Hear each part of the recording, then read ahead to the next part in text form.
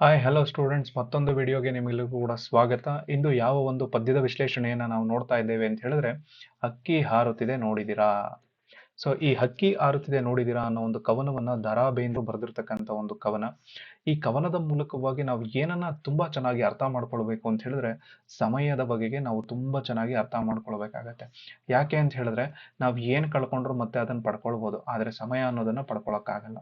So ಸಮಯ ಯಾವ ರೀತಿ ನಮ್ಮ ಮುಂದೆ ಹೋಗ್ತಾ ಇದೆ, ನಮ್ಮ ಭೂತ ಹೇಗಿತ್ತು, ನಾವು ಇವತ್ತು ಹೇಗಿದ್ದೀವಿ, ನಾಳೆ ನಮ್ಮ ಭವಿಷ್ಯತ್ ಹೇಗಿರುತ್ತೆ, ಅದೆಲ್ಲವನ್ನ ಒಟ್ಟುಗೂಡಿಸಿ ನಮ್ಮ ಮುಂದೆ ಇಟ್ಟಿರ್ತಕ್ಕಂತಹ ಒಂದು ಕವಿತೆ ಯಾವುದು ಅಂತ ಹೇಳಿದ್ರೆ, ಹಕ್ಕಿ ಹಾರುತ್ತಿದೆ ನೋಡಿದಿರಾ.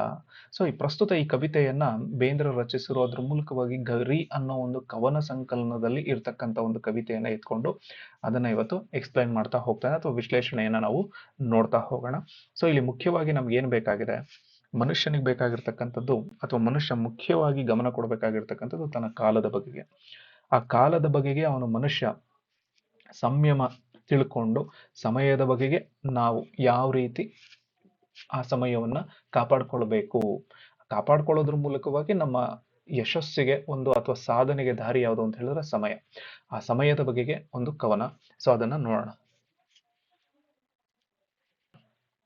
ಈರುಳಿರುಳು ದಿನ ದಿನ ಬೆಳಗ್ಗೆ ಸುತ್ತಮುತ್ತಲು ಮೇಲಕ್ಕೆ ಕೆಳಗೆ ಗಾವುದ ಗಾವುದ ಗಾವುದ ಮುಂದೆ ಎವೆ ತೆರೆ ದಿಕ್ಕುವ ಹೊತ್ತಿನ ಒಳಗೆ ಹಕ್ಕಿ ಹಾರುತ್ತಿದೆ ನೋಡಿದಿರಾ. ಸೊ ಬೇಂದ್ರೆ ಇಲ್ಲಿ ಏನ್ ಮಾಡಿದರೆ, ಸೊ ಹಕ್ಕಿ ಏನ್ ಮಾಡಿದೆ, ಇಲ್ಲಿ ಸಮಯವಾಗಿ ಬದಲಾಗಿದೆ. ಸೊ ಸಮಯವನ್ನ ಅವರು ಹಕ್ಕಿಗೆ ಹೋಲಿಸೋದ್ರ ಮೂಲಕವಾಗಿ ಕವನವನ್ನ ರಚನೆ ಮಾಡಿದ್ದಾರೆ. ಸೊ ಎಷ್ಟು ಬೇಗ ಹಕ್ಕಿ ಒಂದ್ ಕಡೆಯಿಂದ ಇನ್ನೊಂದ್ ಕಡೆಗೆ ಹಾರ್ತಾ ಹೋಗುತ್ತೋ, ಹಾಗೆ ನಮ್ಮ ಎದುರುಗಡೆ ಇರ್ತಕ್ಕಂಥ ಸಮಯವೂ ಕೂಡ ಎಷ್ಟೋ ರಾತ್ರಿಗಳಾಗಿ, ಎಷ್ಟೋ ಹಗಲುಗಳಾಗಿ, ಎಷ್ಟೋ ವರ್ಷಗಳಾಗಿ ನಮ್ಮ ಮುಂದೆ ಕಣ್ಣು ಮುಚ್ಚಿ ಕಣ್ಣು ತೆರೆಯೋದ್ರೊಳಗಡೆ ನಮ್ಮಿಂದ ತುಂಬಾ ದೂರಕ್ಕೆ ಅದು ಹೋಗ್ಬಿಟ್ಟಿರತ್ತೆ. ಹಕ್ಕಿನೂ ಕೂಡ ಹಾಗೆ ತಾನೆ, ಕಣ್ಣು ಮುಚ್ಚಿ ಕಣ್ಣು ಬಿಟ್ಟೋ ಅಷ್ಟೊತ್ತಿಗೆ ಎಷ್ಟೋ ದೂರಕ್ಕೆ ಹಕ್ಕಿ ಹೋಗಿರತ್ತೆ. ಹಾಗೆ ನಮ್ಮ ನಡುವೆ ಇರ್ತಕ್ಕಂಥ ಸಮಯವೂ ಕೂಡ ಏನಾಗಿರುತ್ತೆ, ಕಣ್ಣು ಮುಚ್ಚಿ ಕಣ್ಣು ಬಿಡೋದ್ರೊಳಗೆ ನಮ್ಮಿಂದ ಗಾವುದ ದೂರಕ್ಕೆ ಹೋಗ್ಬಿಟ್ಟಿದೆ. ಸೊ ಆದ್ರಿಂದ ಈ ಸಮಯಕ್ಕೆ ನಾವು ಒಂದು ರೀತಿಯಾಗಿರ್ತಕ್ಕಂತಹ ಬೆಲೆಯನ್ನ ಕೊಡ್ಬೇಕಾಗತ್ತೆ. ಇಲ್ಲ ಅಂತ ಹೇಳಿದ್ರೆ ಸಮಯಕ್ಕೆ ನಾವು ಈಡಾಗ್ಬೇಕು. ಬಟ್ ಸಮಯಕ್ಕೆ ನಾವು ಈಡಾಗೋದ್ರ ಮೂಲಕವಾಗಿ ಆ ಸಮಯವನ್ನ ಸದುಪಯೋಗ ಪಡಿಸ್ಕೊಳ್ಬೇಕು. ಇಲ್ಲ ಅಂತ ಹೇಳಿದ್ರೆ ಸುಮ್ಮನೆ ಕಾಲಹರಣ ಮಾಡೋದ್ರ ಮೂಲಕವಾಗಿ ನಮ್ಮ ಬದುಕನ್ನು ಕೂಡ ನಾವು ಹಾಳು ಮಾಡ್ಕೊಳ್ತಾ ಹೋಗ್ತೀವಿ ಅನ್ನೋದನ್ನ ಮೊದಲನೇ ಪ್ಯಾರದಲ್ಲಿ ನೋಡ್ತೀವಿ. Next para. ಕರಿನೆರೆ ಬಣ್ಣದ ಪುಚ್ಚಗಳುಂಟು, ಬಿಳಿ ಹೊಳೆ ಬಣ್ಣದ ಗರಿಯುಂಟು, ಕೆನ್ನನ ಹೊನ್ನನ ಬಣ್ಣ ಬಣ್ಣಗಳ ರೆಕ್ಕೆಗಳೆರಡೂ ಪಕ್ಕದೊಳುಂಟು, ಹಕ್ಕಿ ಹಾರುತ್ತಿದೆ ನೋಡಿದಿರಾ. ಸೊ ಇದರ ಮೂಲಕವಾಗಿ ನಮ್ಗೆ ಏನ್ ತೋರಿಸ್ತಾ ಇದ್ದಾರೆ, ಕಾಲಗಳ ಬಗೆಗೆ ಹೇಳ್ತಾ ಹೋಗ್ತೀರ. ಕಾಲಗಳು ಯಾವ ರೀತಿ, ಒಂದು ಭೂತ, ಇನ್ನೊಂದು ವರ್ತಮಾನ, ಇನ್ನೊಂದು ಭವಿಷ್ಯತ್. ಸೊ ಈ ಮೂರಕ್ಕೂ ನಾವು ಬೆಲೆಯನ್ನು ಕೊಡಬೇಕು. ಸೊ ಭೂತದಲ್ಲಿ ನಾವು ಕಲಿಕೆ ಮಾಡ್ಬೇಕು, ಅನುಭವ ಸಿಕ್ಕತ್ತೆ. ಅನುಭವದ ಮೂಲಕವಾಗಿ ನಾನು ಇವತ್ತು ಅದನ್ನು ಅನುಭವಿಸ್ಕೊಳ್ತೀನಿ. ಸೊ ಅನುಭವಿಸ್ಕೊಳ್ಳೋದ್ರ ಮೂಲಕವಾಗಿ ಮುಂದೆ ನಾನು ಹೇಗಿರ್ಬೇಕು, ಈ ಮೂರನ್ನೂ ಕೂಡ ಈ ಒಂದು ಪ್ಯಾರಾದಲ್ಲಿ ಅವರು ಹೇಳ್ತಾ ಹೋಗ್ತಾರೆ. ಸೊ ಹಾಗೆ ಕರಿನೆರೆ ಅಂತ ಹೇಳಿದ್ರೆ ಕಪ್ಪು ಬಣ್ಣ. ಸೊ ಭೂತಗಳ ಬಗ್ಗೆ ನಾವು ಯೋಚನೆ ಮಾಡಬೇಕು. ಬಿಳಿ ಅಂತ ಹೇಳಿದ್ರೆ ಇವತ್ತು, ಹೊನ್ನು ಅಂತ ಹೇಳಿದ್ರೆ ನಾಳೆದು. ಹೊನ್ನು ಇನ್ ದ ಸೆನ್ಸ್ ಚಿನ್ನ. ಸೊ ಅದು ಯಾವುದು, ನಾಳೆಗೆ ಬರ್ತಾ ಇರತಕ್ಕಂಥ ದಿನ. ಅವೆಲ್ಲವನ್ನು ಕೂಡ ನಾವೇನ್ ಮಾಡ್ಬೇಕು, ಒಂದ್ ಕಡೆ ಸೇರಿಸ್ಕೊಳ್ಬೇಕು. ಪ್ರತಿ ಸಂದರ್ಭದಲ್ಲಿ ಇವನ್ ಇಟ್ಕೊಂಡಾಗ ನಮ್ಮ ಬದುಕು ಅನ್ನೋದು ಸುಂದರ ಭವಿಷ್ಯದಲ್ಲಿ ಒಂದು ಸುಂದರವಾಗಿರ್ತಕ್ಕಂಥ ಬದುಕನ್ನ ಕಟ್ಕೊಳ್ಳೋದಕ್ಕೆ ಸಾಧ್ಯತೆ ಆಗುತ್ತೆ. ಸೊ ಅದಕ್ಕೆ ಹೇಳ್ತಾ ಇರೋದು, ಭೂತದಲ್ಲಿ ನಾವು ಅನುಭವವನ್ನ ಪಡ್ಕೊಂಡಿದೀವಿ, ಅದನ್ನ ವರ್ತಮಾನದಲ್ಲಿ ಬದುಕ್ತಾ ಇದ್ದೀವಿ, ಬದುಕೋದ್ರ ಜೊತೆಗೆ ಮುಂದೆ ಹೇಗಿರ್ಬೇಕು ಭವಿಷ್ಯತ್, ಇದನ್ನ ತೋರಿಸ್ತಾ ಹೋಗತ್ತೆ. ಸೊ ಅದಕ್ಕೆ ಇದನ್ನ ಕಪ್ಪು ಅಂತ ಹೇಳಿ, ಇದನ್ನ ಬಿಳಿ ಅಂತ ಹೇಳಿ, ಇದನ್ನ ಹೊನ್ನು ಅಂತ ಹೇಳಿ, ಇದು ನಮಗೆ ಸಿಗ್ತಕ್ಕಂಥ ಅವಕಾಶ. ಇನ್ನೂ ಒಂದು ಸಿಗ್ತಾ ಇದೆ. ಇವತ್ತು ಅಂದ್ರೆ ಹಿಂದೆ ಮಾಡಿರ್ತಕ್ಕಂಥ ತಪ್ಪಿನಿಂದ ಇವತ್ತು ಕಲಿತು ಬದುಕ್ತಾ ಇದೀವಿ. ಬದುಕಿನಲ್ಲಿ ಮುಂದೆ ಒಂದು ಅವಕಾಶ ಇದೆ, ಆ ಅವಕಾಶವನ್ನ ಪಡ್ಕೊಳ್ಬೇಕು. ಸೊ ಹಾಗೆ ನಮ್ಮ ಮುಂದೆ ಪಕ್ಷಿ ಅಥವಾ ಹಕ್ಕಿ ಅನ್ನೋದು, ಸಮಯ ಅನ್ನೋದು ಹೋಗ್ತಾ ಇದೆ ಅನ್ನೋದನ್ನ ಸೆಕೆಂಡ್ ಪ್ಯಾರಾದಲ್ಲಿ ತಿಳ್ಕೊಬಹುದು. ನೆಕ್ಸ್ಟ್. ನೀಲಮೇಘ ಮಂಡಲ ಸಮಬಣ್ಣ, ಮುಗಿಲಿಗೆ ರೆಕ್ಕೆಗಳೊಡೆದವೋ ಅಣ್ಣ, ಚೆಕ್ಕೆಯ ಮಾಲೆಯ ಸಿಕ್ಕಿಸಿಕೊಂಡು ಸೂರ್ಯ ಚಂದ್ರರನ್ನು ಮಾಡಿದೆ ಕಣ್ಣ, ಹಕ್ಕಿ ಹಾರುತ್ತಿದೆ ನೋಡಿದಿರಾ.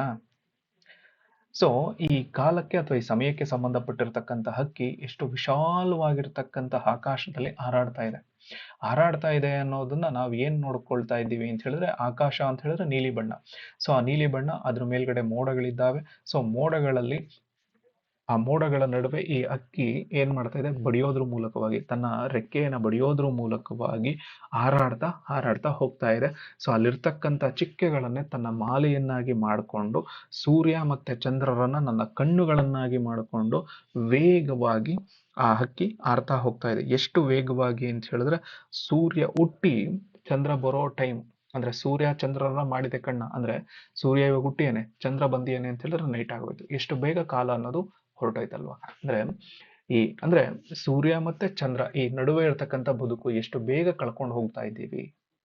ಹಕ್ಕಿ ಅಷ್ಟು ಬೇಗ ಸೂರ್ಯನಿಂದ ಚಂದ್ರನ ಟೈಮ್ ಬರೋ ಅಷ್ಟೊತ್ತಿಗೆ ಹಕ್ಕಿನೂ ಕೂಡ ಹರ್ಕೊಂಡು ಹೋಗಿದೆ, ನಮ್ಮ ಬದುಕು ಕೂಡ ಹರ್ಕೊಂಡು ಹೋಗ್ತಾ ಇದೆ. ಸೊ ಆದ್ರಿಂದ ಇವರ ನಡುವೆ ಇರ್ತಕ್ಕಂಥ ಬದುಕನ್ನ ನಾವು ಸುಂದರವಾಗಿ ಕಟ್ಕೊಳ್ಬೇಕು ಅನ್ನೋದನ್ನ ಈ ಒಂದು ಪ್ಯಾರ ಹೇಳ್ತಾ ಇದೆ. ನೆಕ್ಸ್ಟ್, ರಾಜ್ಯದ ಸಾಮ್ರಾಜ್ಯದ ತೆನೆ ಒಕ್ಕಿ ಮಂಡಲ ಗಿಂಡಲಗಳ ಗಡಮುಕ್ಕಿ ತೇಲಿಸಿ ಮುಳುಗಿಸಿ ಕಂಡ ಕಂಡಗಳ ಸಾರ್ವಭೌಮರ ನೆತ್ತಿಯ ಕುಕ್ಕಿ ಅಕ್ಕಿ ಹಾರುತ್ತಿದೆ ನೋಡಿದಿರಾ.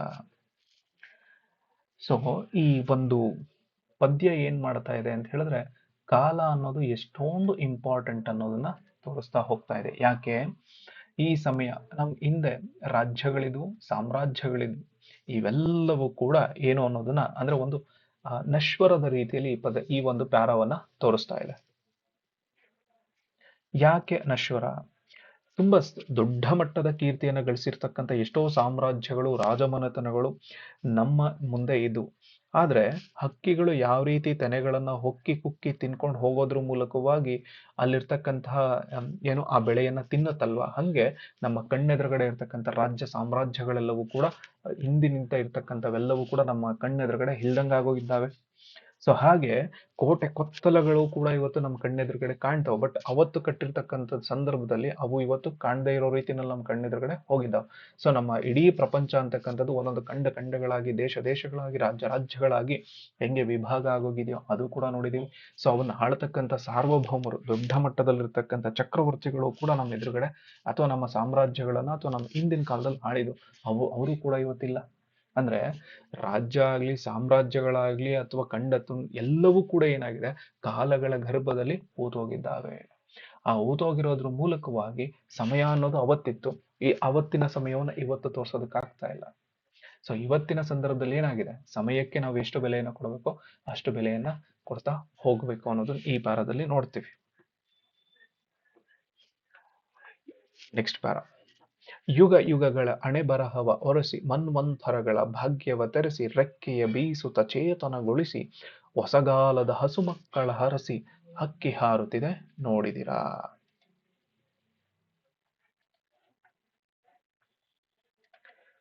ಈ ಒಂದು ಪ್ಯಾರಾದ ಮೂಲಕವಾಗಿ ಕವಿ ಏನ್ ಹೇಳಕ್ ಹೊರಟಿಯೇನೆ ಅಂತ ಹೇಳಿದ್ರೆ, ಹೊಸತನದ ಬಗ್ಗೆ ಹೇಳ್ತಾ ಹೋಗ್ತೀಯ.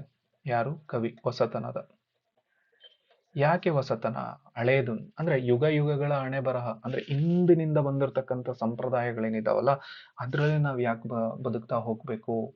ಅದನ್ನ ಬಿಟ್ಟು, ಆ ಹಿಂದೆ ಬಂದಿರತಕ್ಕಂಥದ್ದು ಎಲ್ಲವನ್ನ ಬಿಟ್ಟು ಅವನ ಹಳಸಾಕಿ ಹೊಸತನವನ್ನ ನಮ್ಮಲ್ಲಿ ಬರೋದ್ರ ಮೂಲಕ ಆಹ್ವಾನಿಸ್ಕೊಳ್ಬೇಕು. ನಾವು ಆ ಹೊಸತನಗಳ ಭಾಗ್ಯಗಳನ್ನ ನಾವು ಪಡ್ಕೊಳ್ಬೇಕು.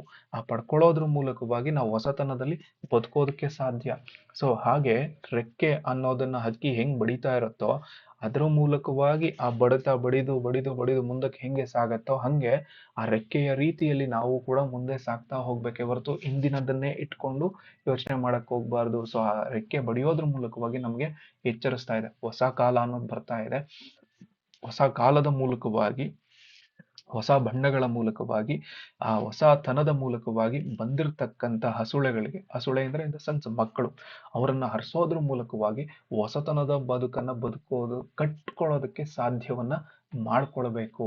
ಅದರ ಮೂಲಕವಾಗಿ ತಮ್ಮ ಹಳೆಯದನ್ನ ಬಿಟ್ಟು ಹೊಸತನದ ಕಡೆಗೆ ನಾವು ಮುಖವನ್ನ ಮಾಡಬೇಕು ಅನ್ನೋದನ್ನ ಈ ಪ್ಯಾರಾದಲ್ಲಿ ಅವರು ಹೇಳ್ತಾ ಹೋಗ್ತಾರೆ. ನೆಕ್ಸ್ಟ್ ಪ್ಯಾರಾ, ಬೆಳ್ಳಿಯ ಹಳ್ಳಿಯ ಮೇರೇರಿ ತಿಂಗಳೂರಿನ ನೀರನ್ನು ಹೀರಿ ಆಡಲು ಹಾಡಲು ತಾ ಆರಾಡಲು ಮಂಗಳ ಲೋಕದ ಅಂಗಳಕ್ಕೇರಿ ಹಕ್ಕಿ ಹಾರುತ್ತಿದೆ ನೋಡಿದಿರಾ.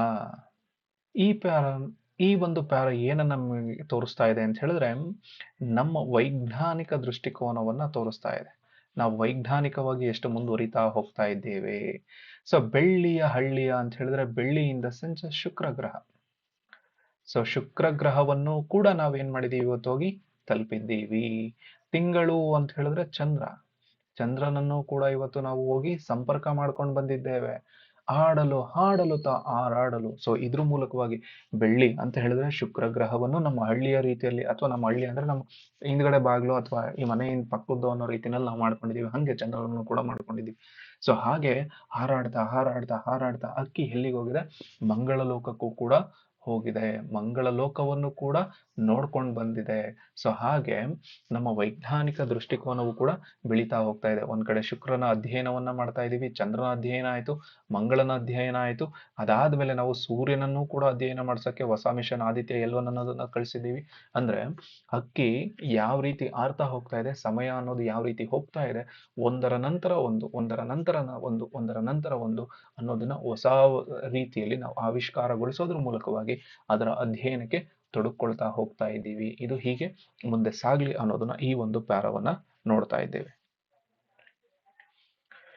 Last para. ಮುಟ್ಟಿದೆ ದಿಗ್ಜಂಡಲಗಳ ಆಚೆಗೆ ಚಾಚಿದೆ ತನ್ನಯ ಚುಂಚ, ಬ್ರಹ್ಮಾಂಡಗಳನ್ನು ಒಡೆಯಲು ಎಂದೋ ಬಲ್ಲರು ಯಾರೋ ಹಾಕಿದ ಹೊಂಚ, ಹಕ್ಕಿ ಹಾರುತ್ತಿದೆ ನೋಡಿದಿರಾ. ಇಡೀ ಭೂಮಂಡಲ ಅನ್ನೋದು ಎಷ್ಟು ದೊಡ್ಡದಾಗಿದೆ. ಸೊ ಈ ಪಕ್ಷಿ ಅಂತಕ್ಕಂಥದ್ದು ಅಥವಾ ಸಮಯ ಅಂತಕ್ಕಂಥದ್ದು ಎಲ್ಲಾ ದಿಕ್ಕುಗಳ ಅಂಚನ್ನ ಮುಟ್ಕೊಂಡು ಬಂದಿದೆ. ಸೊ ಹಾಗೆ ಮುಟ್ಕೊಂಡು ಬರೋದ್ರ ಮೂಲಕವಾಗಿ ಅದನ್ನ ಅರ್ಥ ಮಾಡ್ಕೊಳ್ಳೋದಕ್ಕೂ ಕೂಡ ಟ್ರೈ ಮಾಡ್ತಾ ಹೋಗ್ತಾ ಇದೆ. ಇದನ್ನ ನಾವೇನ್ ಮಾಡಬೇಕು? ಕಾಲಾನುಕ್ರಮದಲ್ಲಿ ಅಂದ್ರೆ ಏನು ಅಲ್ಲಿಂದ ಇಲ್ಲಿವರೆಗೂ ಬಂತು, ಅಂದ್ರೆ ಈ ಸೃಷ್ಟಿ ಹೇಗಾಯ್ತು, ಅಥವಾ ಈ ಮುಂದೆ ಆಗ್ತಕ್ಕಂಥ ನಾಶದ ರಹಸ್ಯ, ಇವೆಲ್ಲವನ್ನ ಒಡೆಯೋದ್ರ ಮೂಲಕವಾಗಿ ತಿಳಿಯೋನ್ ಯಾರು? ಇದನ್ನೆಲ್ಲವನ್ನ ಅಂದ್ರೆ ಭೂಮಿಯ ಹುಟ್ಟು ಯಾಕಾಯ್ತು, ಅಥವಾ ಭೂಮಿಯ ನಾಶ ಯಾವಾಗ ಆಗತ್ತೆ, ಇದನ್ನೆಲ್ಲ ಬಲ್ಲೋನ್ ಯಾರು? ಯಾರಿಗೂ ಗೊತ್ತಿಲ್ಲ ಇದು. ಸೊ ಆಗಿರೋದ್ರಿಂದ ಯಾವುದೇ ಒಂದು ಘನವಾಗಿರ್ತಕ್ಕಂಥ ಸೃಷ್ಟಿಕರ್ತ ಹಾಕಿದ ಹೊಂಚು ಆಗಿರ್ಬೋದಾ ಇದು, ಅಥವಾ ಈ ಸೃಷ್ಟಿಗೆ ಯಾವುದೋ ಒಬ್ಬ ಸೃಷ್ಟಿಯನ್ನು ಮಾಡಿದ್ದಾನೆ, ಅಥವಾ ಇದರ ನಾಶವನ್ನು ಯಾರೋ ಕೂಡ ಒಬ್ಬ ಹೊಂಚು ಹಾಕಿ ಮಾಡಿರ್ಬೋದಲ್ವಾ? ಅದನ್ನೂ ಕೂಡ ನಮ್ಗೆ ತಿಳ್ಕೊಳಕ್ಕಾಗ್ತಾ ಇಲ್ಲ. ಆ ರೀತಿಯ ರಹಸ್ಯಗಳನ್ನ ತಿಳ್ಕೊಳ್ಳೋದಕ್ಕೂ ಕೂಡ ನಾವು ಮುಂದಾಗ್ತಾ ಹೋಗ್ಬೋದು. ಸೊ ಅದರ ಮೂಲಕವಾಗಿ ಹಕ್ಕಿ ಹಾರುತ್ತಿದೆ ನೋಡಿದಿರಾ. ಸೊ ಹಕ್ಕಿಯ ಮೂಲಕ ಅಥವಾ ಈ ಸಮಯದ ಮೂಲಕವಾಗಿ ಮನುಷ್ಯನ ಆಗು ಹೋಗುಗಳಿಗೆ ಕಾಲ ಅಂತಕ್ಕಂಥದ್ದು ಯಾವ ರೀತಿಯಾಗಿರ್ತಕ್ಕಂಥ ಪ್ರಭಾವವನ್ನ ಬೀರ್ತಾ ಇದೆ ಅಥವಾ ಪ್ರಭಾವಿಸ್ತಿದೆ ಅನ್ನೋದನ್ನ ಈ ಒಂದು ಪದ್ಯದ ಮೂಲಕವಾಗಿ ಅರ್ಥ ಮಾಡ್ಕೊಳ್ಳೋದಕ್ಕೆ ಸಾಧ್ಯತೆ ಇದೆ. Thank you.